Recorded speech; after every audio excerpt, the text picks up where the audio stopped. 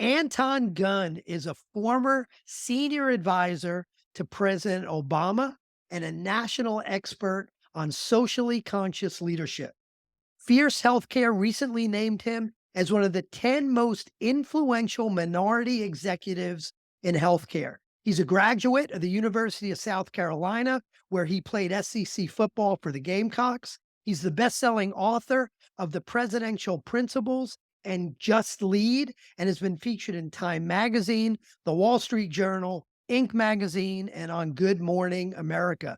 As an international keynote speaker and management consultant, some of his clients include renowned organizations like Mercedes-Benz Vans, KPMG, T-Mobile, Aetna, Emory Healthcare, and the Boeing Company. When he's not working, he can be found listening to hip hop music or cheering for his daughter's softball team, but never at the same time. In this episode, we're going to talk about everything leadership. Anton, welcome. Thank you, Mike. It's so happy to be with you. So happy to be with your audience and ready for a great conversation. Yeah, we never talked about this. And Anton and I know each other a little bit from two different organizations we're a part of, National Speakers Association, Brand Builders Group. And I just feel like, Anton, you got one of those names where I just need to say Anton Gunn, and that's it. 'Cause it's like a superhero name. Yeah, I wish it was a superhero name. Back when I was younger, everybody said, man, you got a cool name for an outside linebacker or for a quarterback. But right now, I just try to use it for business, but I wish it could just be, I wish I could just go to one name and just be Anton and everybody would know who Ooh, I am. it's better than Gun. Gun Yes. might, people might have a problem, Yeah. but both together is great. So anyway, we're going to talk about everything leadership today. Really, really excited about doing this. And I got to start. How does one become an advisor to President Obama? How did that all come about? Wow, Mike, that's the million dollar question that everybody wants to know. And it's really, I'm going to just say it, man. It's sheer tenacity and belief in yourself. And I'll tell you the shortest version of the story. And if people want to read it, they can just go Google Anton Gunn, Time Magazine, and Obama, and you'll hear the whole backstory. But I didn't come from a lot of political pedigree. I didn't have any connections. I wasn't politically connected or anything. I was a kid who worked and did community development work. So I lived in South Carolina. I worked on a lot of local issues like healthcare and advocacy. My job was focused on helping people who were consumers get their interests represented in the best way. And I got the political bug around 2007, 2008, really 2007. And I decided that, I was going to work for Barack Obama's campaign. And all of my friends told me, Anton, you're crazy. You don't even know anybody in politics, much less Barack Obama. And how are you going to work for him? And I said, well, I'm going to call him on the phone. And they laughed at me and said, Anton, how the heck you going to call Barack Obama on the phone? I said, well, I'm going to call his office. And they laughed at me and said, yeah, right. Okay, so here's what happened. The next week, I get up on Monday morning and I call his Senate office in Washington, D.C. Now, of course, I'm in South Carolina and I'm calling a senator from Illinois. And they take a message and they say, you should call your own senator and not call this senator. And I was like, I don't want to talk to my senator. I want to talk to Barack Obama. And they said, okay, we'll leave a message and, call back later. So I called back the next day, the next day, the next day, and the next day. I called back 5 times in a row in the same kind of response. Call your own senator and we'll take a message, but you're not going to talk to Barack Obama. So then I called again on Friday. And I said, I want to speak to Barack Obama. He really needs to hear from me. I'm hearing he's thinking about running for president and I want to help him. And literally, they didn't call me back. And so I said, well, maybe I need to explain myself via email. So I typed this long email explaining who I am in South Carolina. I do great community work and I believe in his message and I want to help. I sent him an email. Nobody responds to my email. So long story short, Mike, I called his office 10 times, sent an email, and nobody called me back. Hold on. At what point did the FBI show up and knock on your door? Yeah, Fearing the worst. you could have expected in today's world, you should definitely expect that kind of thing is that I called him 10 times. But here's the point. I called DC 5 times. I called his office in Chicago 4 times. And then I called some other office the 10th time. And here's what happened on the 11th time. I tried to be creative and says, okay, I've called DC. Everybody expects the phone to ring in DC. He's from Chicago, so everybody expects the phone ring in Chicago. But where is the least likely place that someone will call and ask for Barack Obama? Well, I looked at a map of Illinois and I found that there's two parts of Illinois. You got the Chicagoland area and you got downstate Illinois. Now, downstate Illinois is the rural part of Illinois. It's the more conservative part of Illinois. So generally, if you're a Democratic senator from Illinois, your phone in downstate Illinois doesn't ring that much. So I literally says, I'm going to call that office and see if I can get somebody to call me back. And I called that office and the young woman answered the phone. I don't remember what her name was, but when she answered, I said, listen, you don't know me, but you need to know me. My name is Anton Gunn, and I've called Barack Obama 10 times, and nobody in his office has called me back. Now, I heard that he's thinking about running for president. And if he really wants to be president, he cannot be ignoring phone calls from people in South Carolina, which is an early primary state. So I need you to write my phone number down. And he better call me back. And if he doesn't call me back, I'm going to make sure he loses. And I said it just like that. And I hung up the phone. Had nothing to lose. I called 10 times. Nobody called me back. Why would I expect anything different? Well, 20 minutes later, Barack Obama called me back. He called me back and I talked to him on the phone. And when he answered the call, when I talked to him on the phone, I had a message that was compelling enough for him to have more interest. I said, Senator Obama, you don't know me, but you should know me. I'm in South Carolina and I don't know a whole lot about politics, but I know a whole lot about people. And you cannot be successful if you don't have a people-powered campaign. And I'm the guy that can help you in South Carolina. 2 weeks later, I was riding in the car with Barack Obama, and he told me that he wanted me to join his team to become a campaign director, his political director in his South Carolina campaign. And I kind of advised his strategy of what he did in South Carolina. That was the beginning of the next 5 years of relationship where I played multiple roles in his administration and even advising him on how to talk about the Affordable Care Act, becoming one of his top spokespersons on the Affordable Care Act. If that's not a lesson in perseverance, unbelievable, unbelievable. So you worked with him for what, 4 or 5 years? Yeah, off and on. So literally, I started working for him on January 2nd, 2007 on his campaign. And when he won the South Carolina primary, I kind of resigned from the campaign, not in a bad way, but I decided to run again for the state legislature. So I ran for public office. I got elected to the South Carolina House of Representatives. So I'm a former state legislator in South Carolina. And I served in office in 2009 and 2010. Those are the first 2 years of his presidency. But at the end of 2010, when the Affordable Care Act became law, they asked me to join the administration. So I literally left the state legislature and went to go serve at the U.S. Department of Health and Human Services as a regional director. And then I got promoted to the director of external affairs. And then after that, I spent about 6 months in and out of the White House helping to plan the strategy for customer acquisition in the Affordable Care Act. And when I say customer acquisition, when people signed up for Obamacare, they became customers of a health insurance marketplace. Well, I was one of the architects of building the strategy on how we ended up acquiring 7 million customers that first year, and then ultimately about 23 million customers over time. So I knew how to come up with the right words that work, reach out to the right audiences in the communities, and really understand the people side of why people make buying decisions and what do they need answered in terms of questions in order for them to get what they want. So that ended up being all the way until about 2014 is when I left the Obama administration. Excellent. So let's transition from that to dive deeper into leadership. But by the Yeah. way, if that's not a lesson in leadership, I don't know what is. But from the time you spent working Mhm. with the president, what did you learn from him about leadership?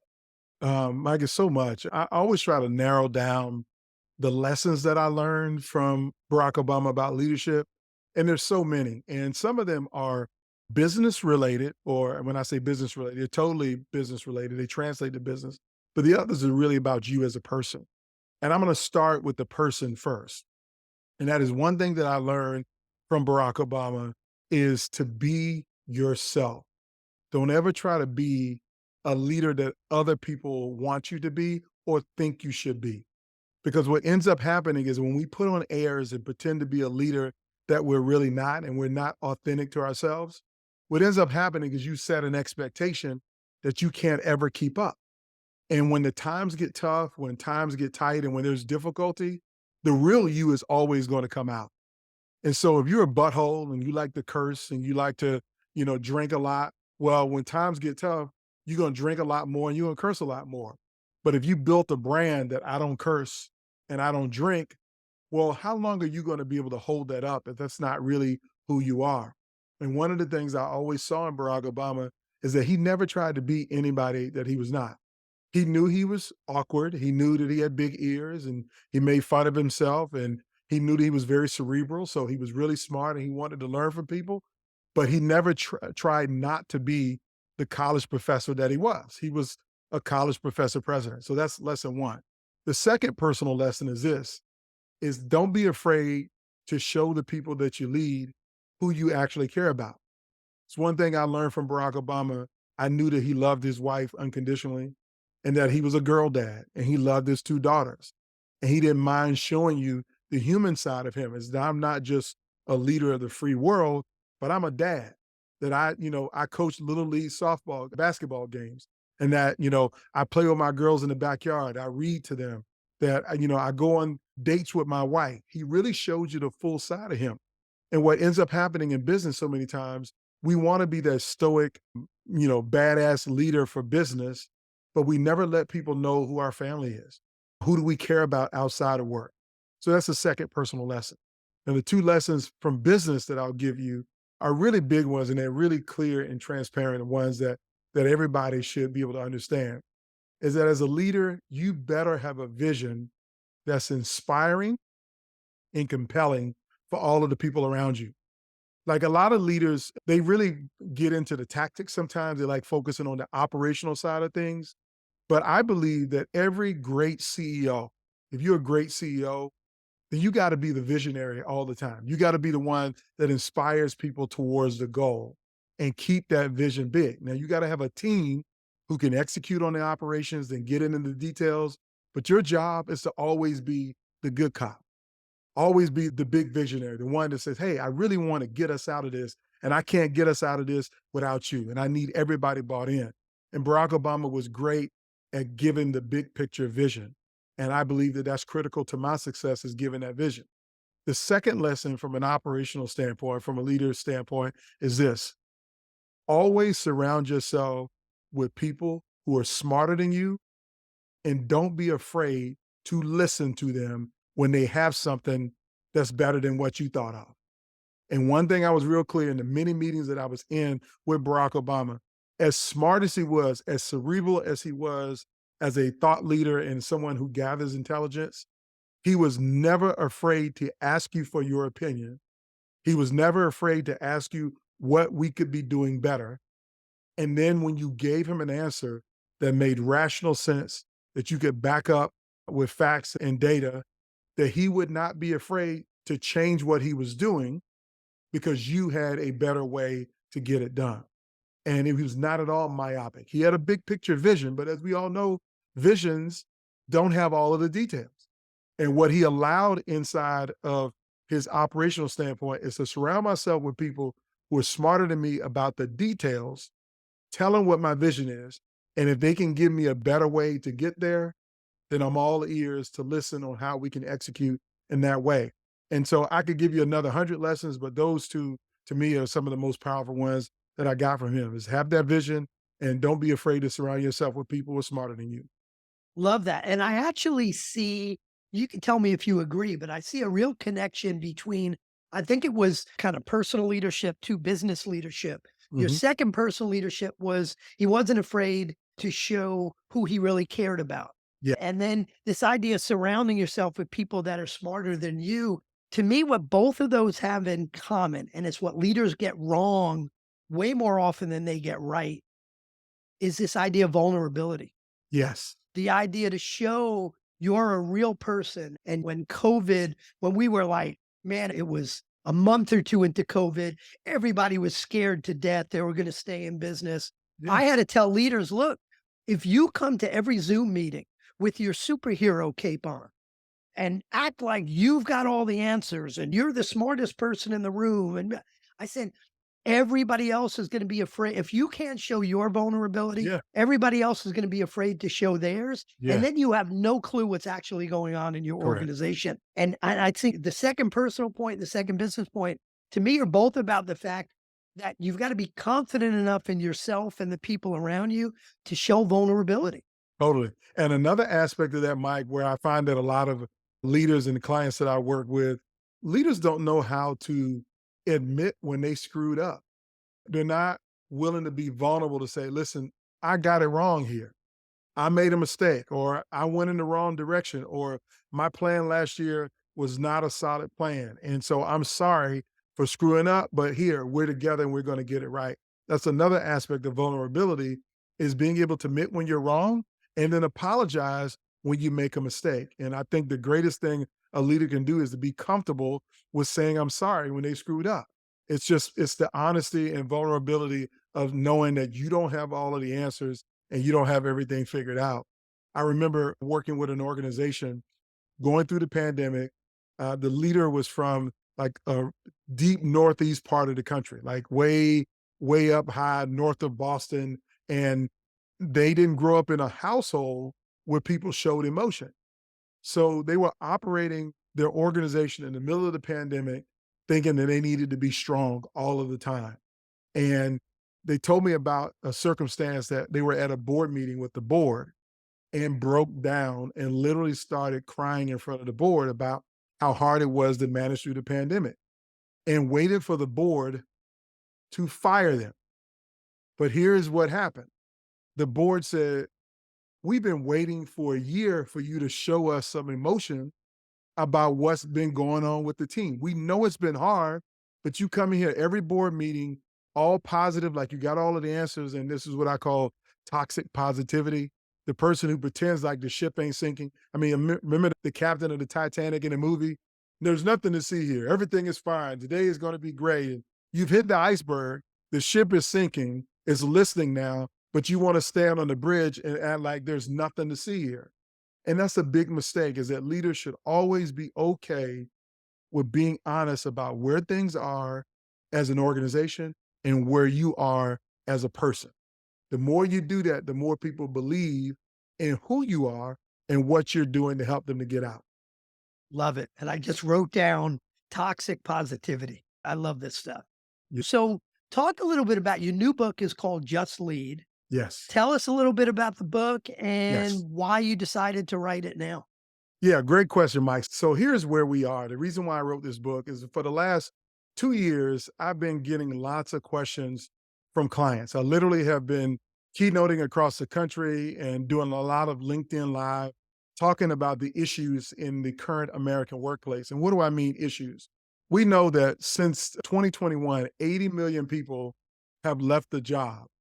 I mean, they've literally left a job. In 2022, I think it was like 55 million people who changed career positions. Now, all of this is showing us is that people are making the decision to walk away from certain employers, certain managers, certain leaders, and certain teams. And the question is why? Why are people leaving? Well, we know the pandemic has changed the landscape in terms of what people deem to be important at work. It's not all about the salary, the benefits, and the bonuses anymore.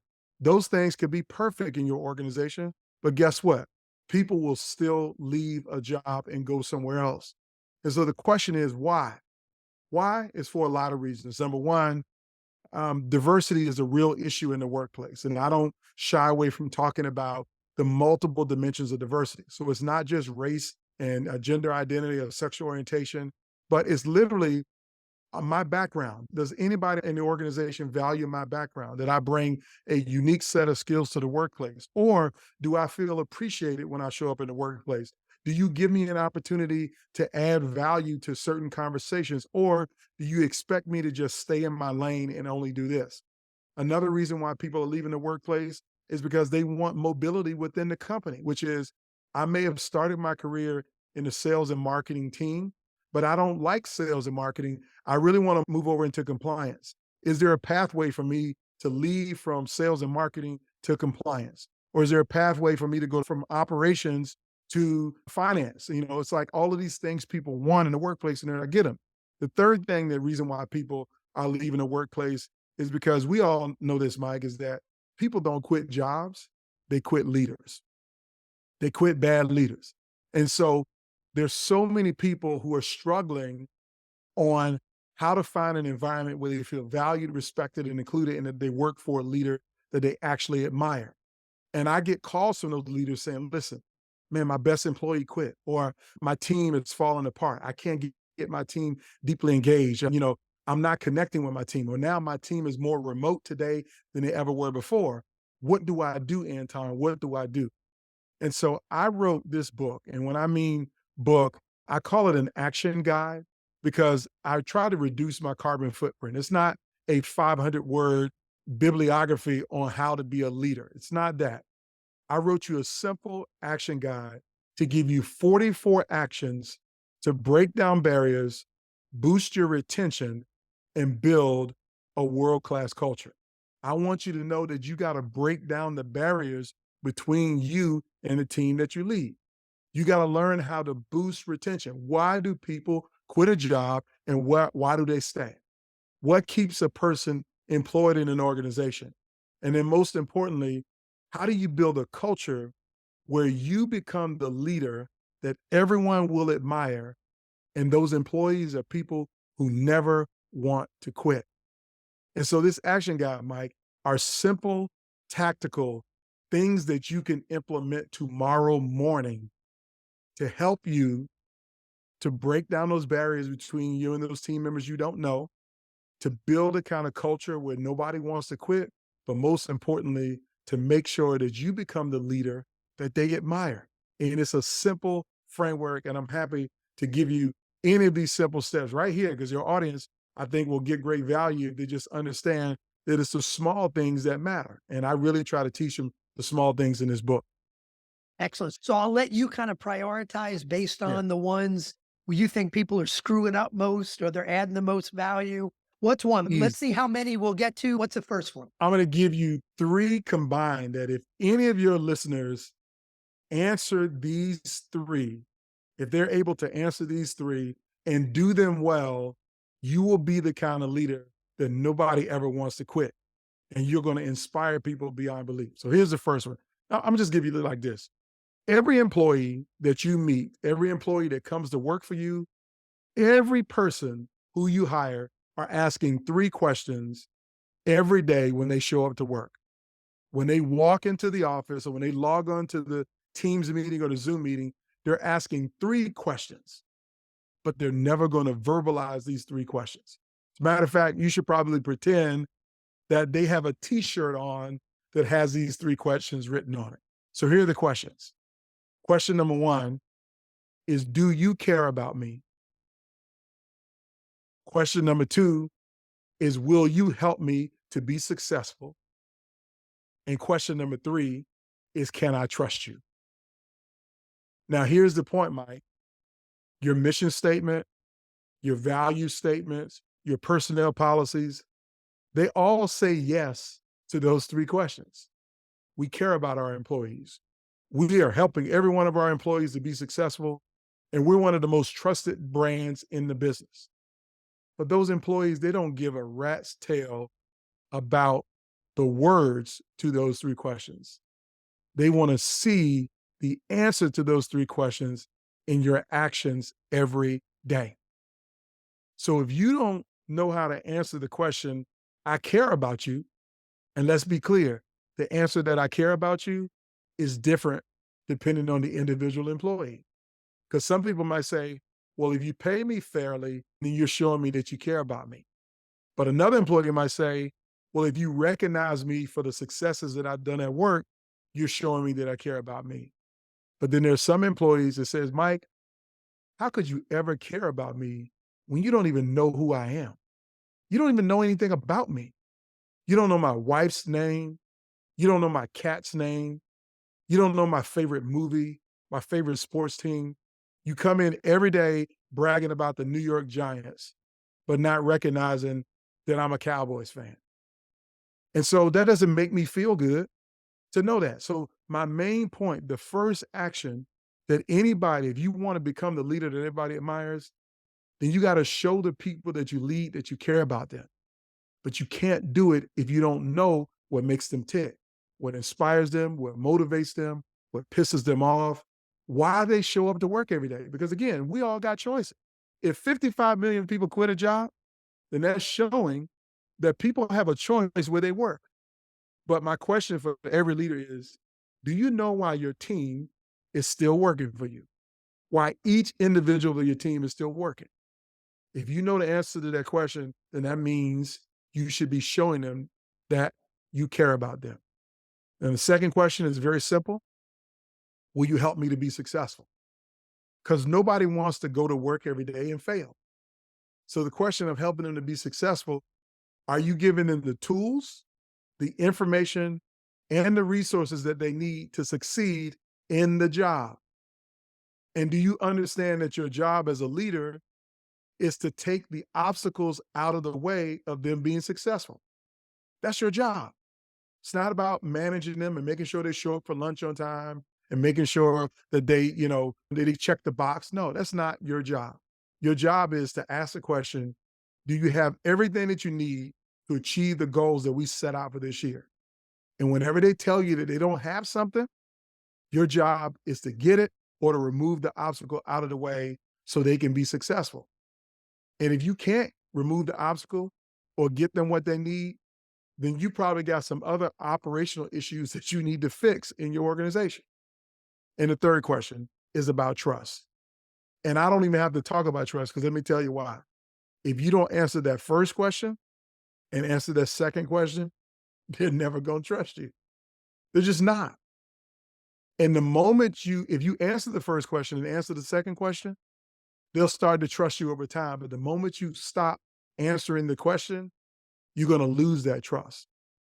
And the leaders that I've found that have been most successful in the organizations that I work with or that follow the principles that I teach in my keynotes and my workshops and my trainings are the leaders that understand that I always got to start with knowing my people first and then understanding how I can show them that I care about them.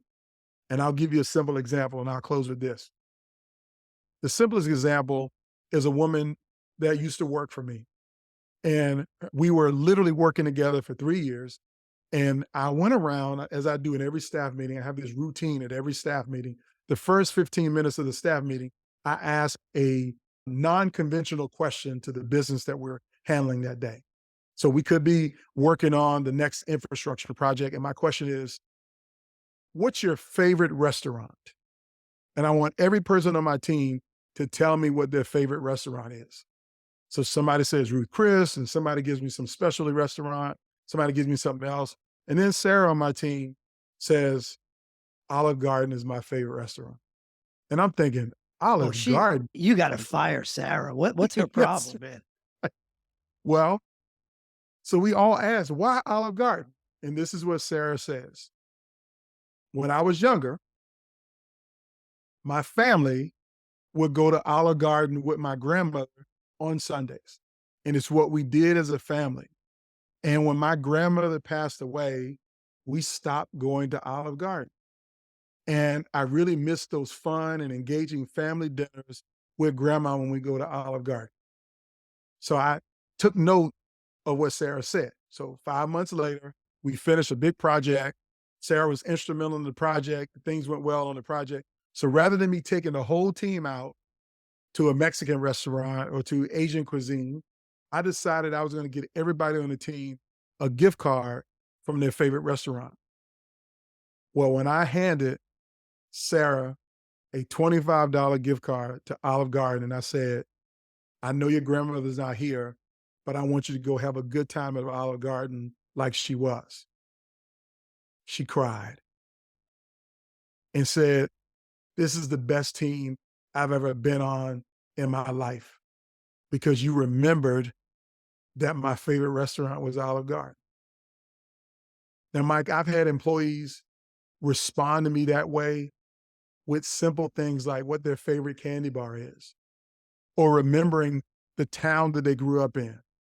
And then if I ever traveled for a speaking engagement in a town that they grew up in, brought them something back to the office from their old hometown. These are the small things that add up to the big things.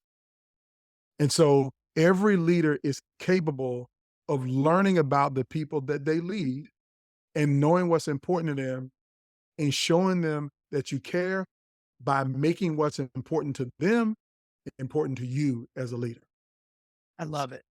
I love it because so often, I'm sure we both come across leaders where it's all about the leader. Mhm. Why Totally. can't my people, why can't they do this? How come they're not thankful about this? Not about you. No. Mike, that point about it's not about you. You know those 3 questions that I just gave you? I've had leaders say to me, "Well, my team should be answering those 3 questions for me. They should be caring about me as a leader. They should be helping me to be successful as a leader, and I'm questioning whether I can trust them." And I say back to them, leadership is a privilege. And a part of that privilege is your service to the people that you lead. The prerequisite of leadership is service. And so your responsibility is to meet them where they are, not the other way around. It's not about you. And if you think it's about you, then you don't deserve to lead. The greatest amongst us are servants. We know that. The good book tells us that. Dr. King had in a speech one time that says, anybody can be great because everyone can serve. And we all think about the most successful organizations are where the leaders are the ones who recognize their responsibility is to serve first and to lead second. So it ain't about you. It's about the people that you lead. I love it. I love it. And a great example of that is I was actually working with a client a few months ago. One of the things I do with my clients is I help them assess their talent. They do it as a group. I work with a leadership team and they're figuring out who's, A player, B player, C player, what we call toxic C players. And I Mhm. noticed this team was talking about a whole bunch of folks that they categorize as B players as if it was their fault. Like these B players, they do, and it hit me. By the way, the problem was me because I was calling them B players. And I said, wait a minute. I said, let's think of these folks as people performing at a B level. Mhm. Mhm. Their mother 30 Mhm. years ago did Mhm. not give birth to an 8-pound, 2-ounce B player. Correct. Maybe they're a B player because you're not leading them in the right way. You're not Yeah. coaching them in the Yeah. right way. Yeah. So you talk about being a servant. Yes. That's what being a servant's all about. You Totally. you hired people. It's your responsibility Mhm. to help them be the best they can, Yeah. not to just help them do more what you're trying to get them to do, and it's all about you. Yeah. And not only that, Mike, what leaders forget is that when you meet a person, when a person joins your team, let's say a person joins your team in 2023 and they're a seasoned leader. So this is the leadership team in the organization. That person who's coming to you has worked in multiple other places before. And when they come into your workplace, if you are thinking that they are totally divorced from their previous experiences, you're wrong. So part of your job is to understand the environments that they've come from. What good lessons of leadership have they seen? What bad experiences that they have? And the more you understand that, the more you're able to get the best out of them by duplicating and repeating the great things that inspired them in the workplace and minimizing or eliminating the bad things or the reason why they left that other role. Because everybody leaves a job for a reason. Sometimes it's money, sometimes it's the team that you're on, sometimes it's because you got mistreated or overlooked in the workplace. And so you're not going to put up with it anymore. And sometimes you just leave for a better opportunity. But when they come to you, you should always want to know, what can I do right now to help you to be the most successful? Like in the book, Just Lead, I give leaders some questions that you should ask every person on your team. What's one thing that you love about your job is a question that you should always ask. Number two is, what's one thing I could do to make you more successful at work? And then the third question is, if you were me, if you were in charge for a day, what's one thing you would change about our organization? Those are 3 great questions that if you ask every person on your team that reports to you, and you got good line of sight, let's say you got 4 direct reports, and you shouldn't have many more than 5, but let's say you got 4 direct reports.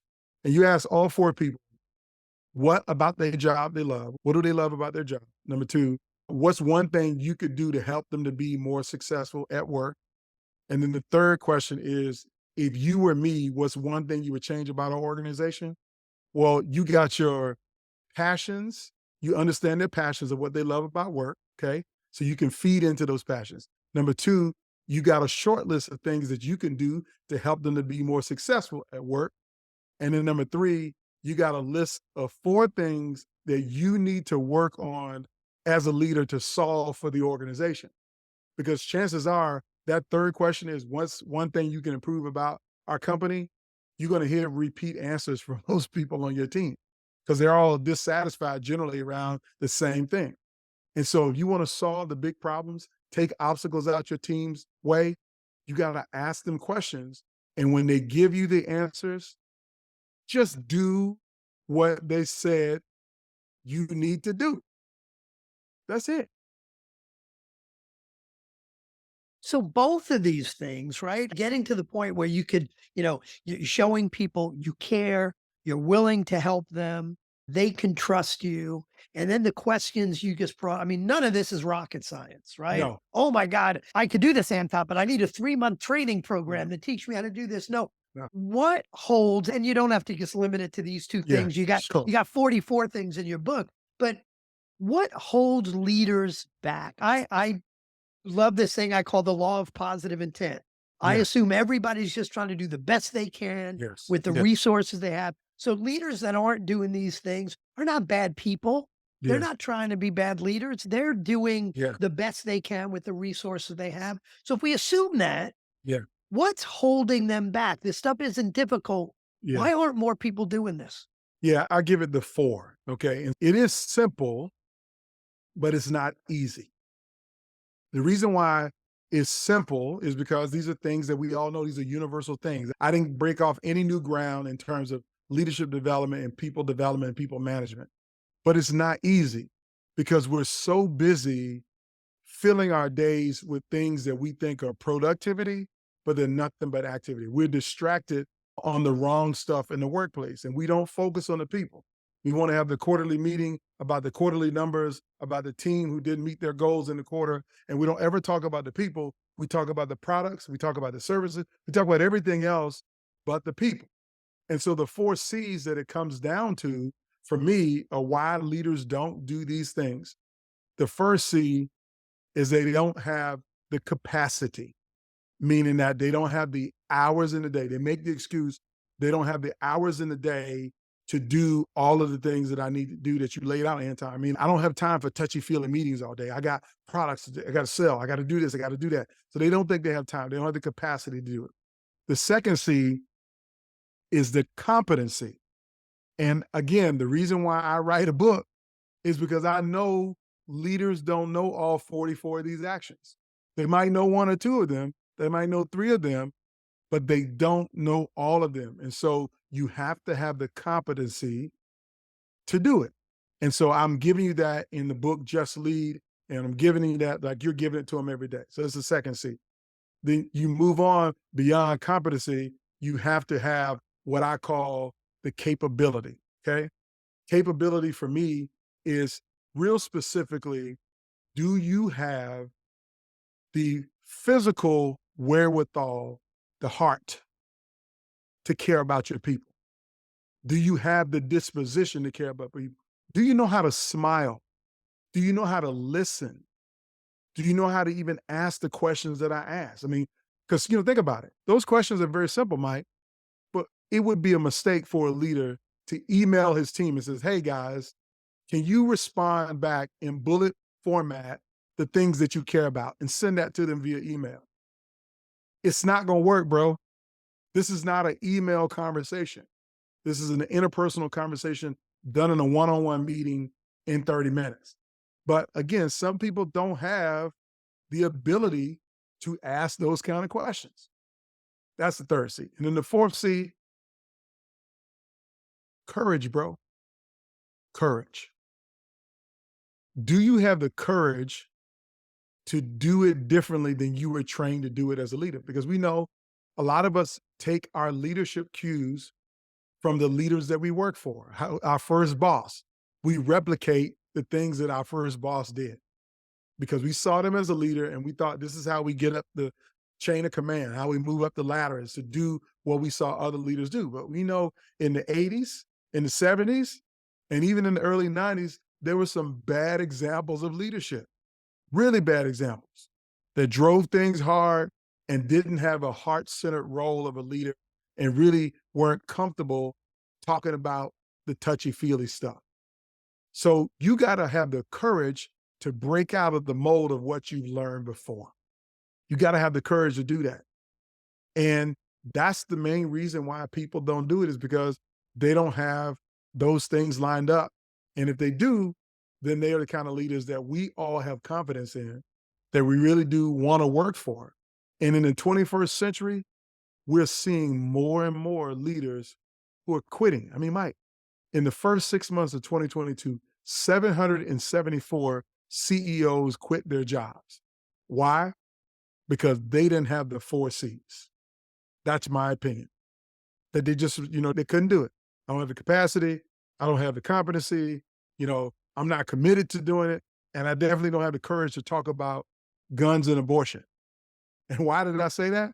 Because employees today, Gen Z employees that are now a third of your workforce, they want to know, CEO, what's your position on guns, on assault weapons? And I know you sell widgets and you're thinking, why do these kids care about my position on assault weapons? Because they want to know who you are. They want to see some level of vulnerability that your values match the company's values. Do your values match their values? And there's Edelman brand research that says that 18 to 35-year-olds will leave an organization in a heartbeat that don't have values that align with them. People are making choices. And your key to retaining your talent might be you being vulnerable to talk about the things that are important to you. Are there folks who just aren't cut out for leadership, whether it's the capability part, the competency part? Are there folks who they might be good people, they're just not cut out for this, or can everybody be coached to be a great leader? So I fundamentally believe that leadership skills are not born innately in anyone. Like you're not born a leader. Anybody who says that they're born a leader is lying. You become a leader over time through your experiences. But I also recognize that not everybody is built or ready to be a leader. And that's why I'm totally transparent in most of my keynotes. One of my last slides in my keynote is, do you deserve to lead? Do you deserve? Because you sometimes get put in a leadership role because you outlasted everybody else. I mean, how many people we know that, Bob from accounting has been here 25 years, so we're going to make him director of the accounting department because he outlasted everybody else. But it doesn't mean Bob is built to be a leader, either wants to be a leader. He got put in that position by default, okay? And so the question for Bob is, do you deserve to lead? And Bob might say, well, yes, I deserve to lead because I've been here for 25 years. No, that doesn't entitle you to leadership. What entitles you to leadership is, do you know how to answer the 3 questions for every person on your team? Are you a servant, Bob? Do you believe that your role as a leader is to serve the team that you lead? Or is it your job to tell them what time to go to lunch, what time to turn in their reports, and when they're able to take vacation? If that's your mindset, Bob, you're a manager, but you're not a leader. And there's a big difference between management and leadership. So I sum it up and say, everybody can be a leader, but everybody doesn't deserve to be a leader. And it's okay for you to not be a leader. If you don't believe that you are a leader and that you want to fill that role and play in that position, it's okay to not lead teams and lead people. It's okay. You can be a positional leader, which is, or when I say a positional, really situational leader, that you can be a leader by your independent actions and behaviors and what you do as a team contributor, but you don't have to be a people leader. No requirement for you to do that. I love it. And I love that question. Do you deserve to lead? And I'm taking notes. You see me taking notes. Yeah, There's some real key questions here. So I love that. As we start to kind of round the home stretch of sure. this, tell me how do you work with clients? I know you get out there and do keynotes. Give us a sense of some of the different ways you work with your clients. Yeah, so here's the pathway. I recognize that one size does not fit all for any organization or for any entity. And so I do my best to tailor my products and services to meet needs. And so again, we've been talking about a book. For some people, they get this paperback book and they can read it in one sitting. They got a game plan and they just need to implement. That's okay. I'll give you an access opportunity for that. But a lot of organizations, they start with a keynote speech, which is, we need to motivate our teams, or we got an annual meeting coming up, or our annual leadership conference is coming up. And we really need someone to level set for the organization what we all should be doing and why we're here.